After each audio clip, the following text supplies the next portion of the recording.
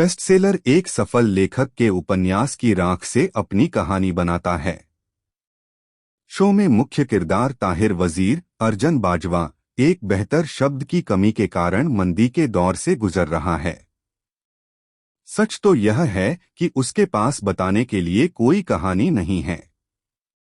ताहिर की पिछली किताब रांड सांड सीधी सन्यासी कबीर के दोहा रंद सांड सीधी सन्यासी इनसे बचे तो सेव काशी से प्रेरित शीर्षक इस वाक्यांश का उपयोग करने के तरीके से ताहिर की मानसिकता का संकेत देता है।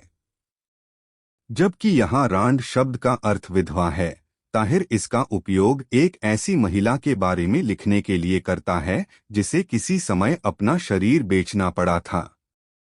आधुनिक अर्थ एक लोकप्रिय शपथ शब्द है। ताहिर दबाव में हैं क्योंकि उनके पास ऐसी कोई कहानी नहीं है जो पाठकों और उनके प्रशंसकों की उम्मीदों पर खरी उतरे। इस समय उसकी मुलाकात एक युवा लड़की मीतू माथुर श्रुति हासन से होती है, जो उसका सबसे बड़ा प्रशंसक होने का दावा करती है। प्रारंभ में वह पहरे पर है। वह उसका मजाक भी उड़ाता है क्योंकि उसका मानना है कि उसके पास सबसे अच्छे इरादे नहीं हैं। फिर भी इस युवती की दाहिनी कलाई पर 3 निशान प्रतीत होता है कि आत्मप्रवृत्त उसे रुचिकर लगता है। तो वह उसे अपनी ईमेल आईडी देता है और उससे एक नमूना अध्याय प्राप्त करता है। अपनी अगली किताब के लिए संभावना की एक झलक ही उसे उसके बारे में अपने शुरुआती विचारों के खिलाफ जाने के लिए प्रेरित करती है। इससे पता चलता है कि वह कितना स्वार्थी है। ताहिर दबाव में हैं क्योंकि उनके पास ऐसी कोई कहानी नहीं है जो पाठकों और उनके प्रशंसकों की उम्मीदों पर खरी उतरे। इस समय उसकी मुलाकात एक युवा लड़की मीतू माथुर श्रुति हासन से होती है, जो उसका सबसे बड़ा प्रशंसक होने का दावा करती है। प्रारंभ में वह पहरे पर है। वह उसका मजाक भी उड़ाता है क्योंकि उसका मानना है कि उसके पास सबसे अच्छे इरादे नहीं हैं। फिर भी इस युवती की दाहिनी कलाई पर 3 निशान प्रतीत होता है कि आत्मप्रवृत्त उसे रुचिकर लगता है।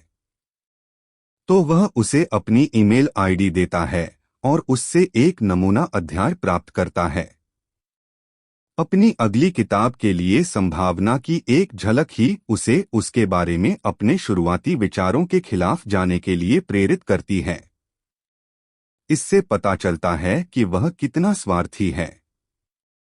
ताहिर मीतू को और कुछ नहीं बल्कि एक बर्तन के रूप में देखता है जो उसे प्रेरित करेगा और शायद उसे एक ऐसी कहानी भी देगा जो उसे उसकी पिछली किताब से ज्यादा प्रसिद्ध बना सके। जिस क्षण वह उल्लेख करती है कि वह उसी शहर से है जिसमें उसकी पिछली किताब रखी गई थी, यह उसे साजिश करता है। जिस तरह से वह अपने दागों का वर्णन करती है उसके बारे में कुछ उसे आशा देता है।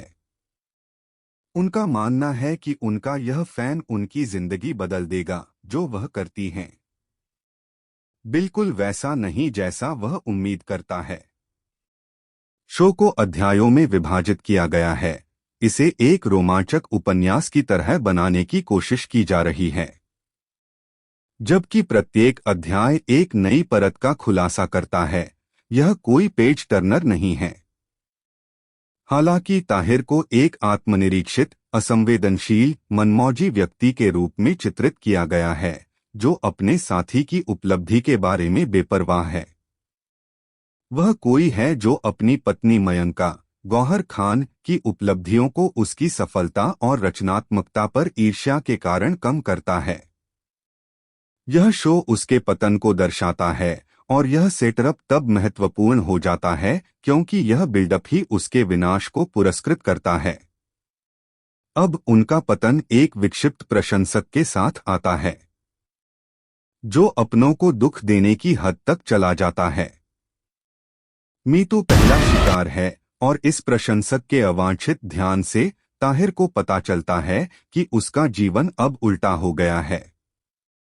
वह मीतू से उसकी बाकी कहानी पूछने में असमर्थ है, जो अंततः उसे